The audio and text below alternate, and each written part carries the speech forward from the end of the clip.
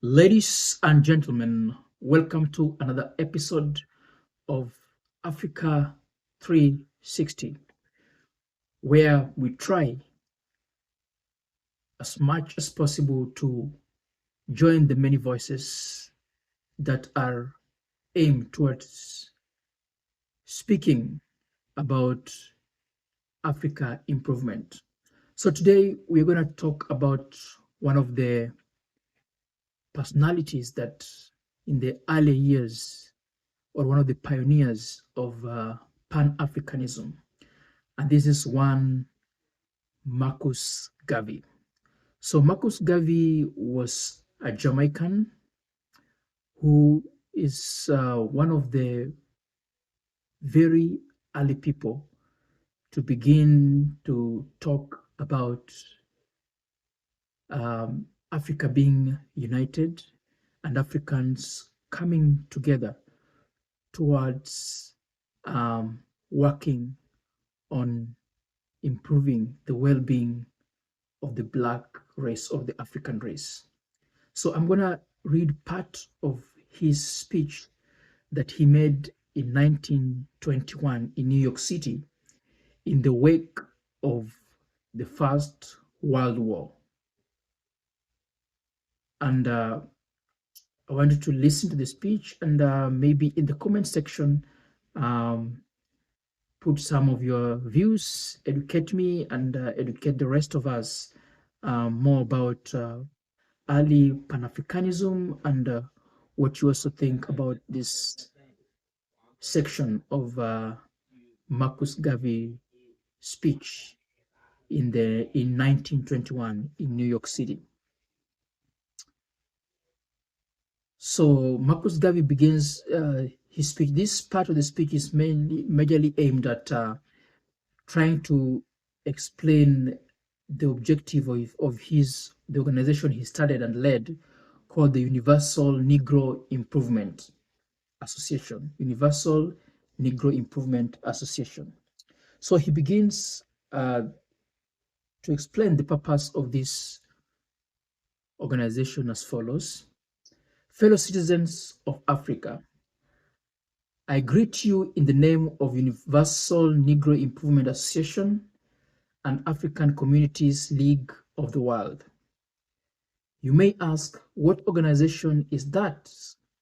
It is for me to inform you that the Universal Negro Improvement Association is an organization that seeks to unite one solid body, the 400 million Negroes of the world, to link up to the 50 million Negroes of the United States of America, with the 20 million Negroes of West Indies, the 40 million Negroes of South and Central America, with the 200 million Negroes of Africa, for the purpose of bettering our industrial, commercial, educational, social, and political conditions. So you can see from the onset the idea that Marcus Garvey had was that all African people should unite. That is the 50 million African people who were in the United States of America at the time. Then there were 280 million in Africa at the time. There were also another 20 million in West Indies. And in South and Central America, we had another 40 million. So what was the purpose? What did he have in mind as the purpose of his organization? Or what was his vision?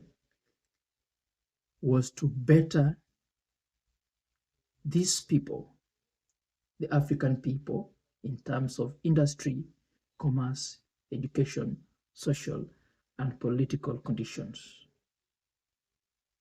I think this is quite similar to what Kwame Nkrumah echoed in 1958 at the All African People's Congress.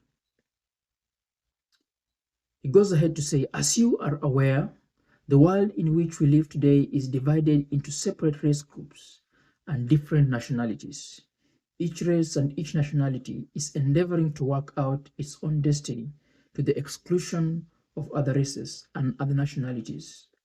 We hear the cry of England for the Englishman, of France to the Frenchman, of Germany for the Germans, of Ireland for the Irish, of Palestine for the Jews, of Japan for the Japanese, of China for the Chinese. So this is during the period of World War One, and in World War One, you know that different nations, especially in Europe, are fighting against each other, and also Japan. Each of them are trying to fight for their own interest. So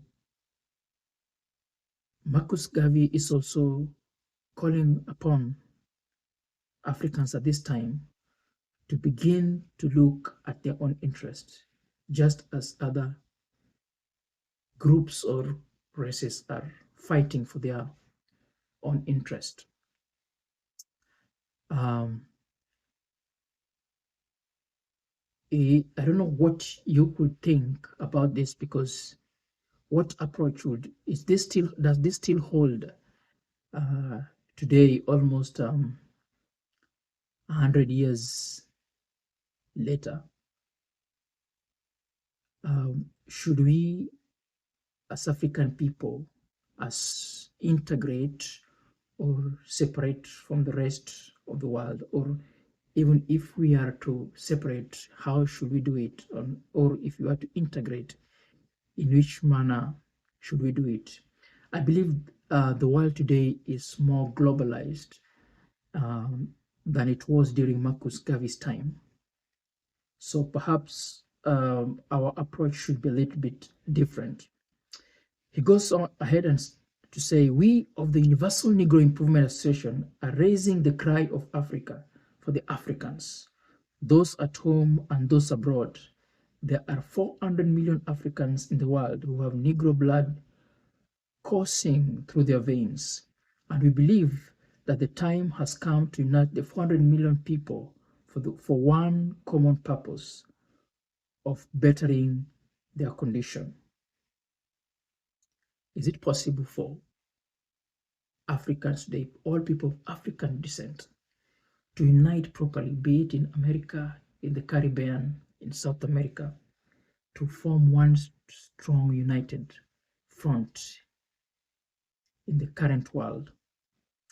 The great problem of the Negro for the last 500 years has been that of disunity.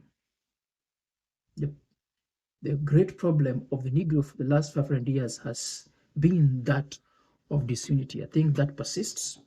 No one or no organization ever took the lead in uniting the Negro race. But within the last 4 years of the Universal Negro Improvement Association has worked wonders in bringing together in one fold 4 million organized Negroes who are scattered in all parts of the world, being in the 48 states of American Union, all the West Indian Islands, and the countries of South and Central America and Africa. These 40 million people are working to convert the rest of the 400 million scattered all over the world, and it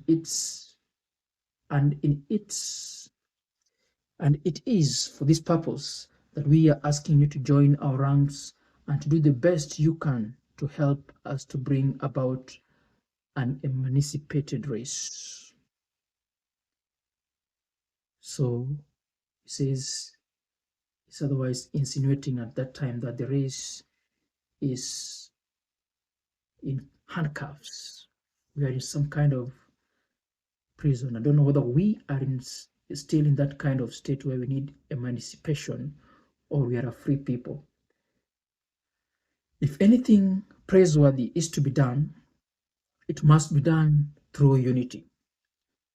And it is for that reason that the Universal Negro Improvement Association calls upon every Negro in the United States to rally to its standard. We want to unite the Negro race in this country. We want every Negro to work for one common object, that of building a nation of his own on the great continent of Africa, that all Negroes all over the world and working for the establishment of a government in Africa means that it will be realized in another few years. So Marcus Garvey was quite ambitious, and he was seeing, according to him, in the next few years, an establishment of an African government. Think about 30 years later, Kwame Nkrumah also speaks at the All African People's Congress that formation of an African nation should be done in earnest. Unfortunately, that still remains a dream. Want the moral and financial support of every Negro to make the dream a possibility. Already, this organization has established itself in Liberia, West Africa, and has endeavored to do all that's possible to develop that Negro country to become a great industrial and commercial commonwealth. So, to me, it seems that the ideas of Marcus Garvey were quite pragmatic. He was facing the African people and asking them to bring together their finances and expertise and to bring on together their goodwill and to organize themselves towards creating this one nation of Africa and an African Commonwealth. I do not know whether the current organization of African Union, whether the African Union as it is today is quite pragmatic in having a united Africa. If I'm not wrong, there is a new plan for Africa by the African Union to create a more united Africa by the year 2060. That's about 40 years from today. It seems that early Pan Africanists, according to them, this is something that could be done quickly in a shorter time. Today, Pan Africanist, or the current organizations we have for African unity, despite the progress that we have already had in as far as development of the Black person is and the African nations, they see that this is something that can only be achieved in many decades to come.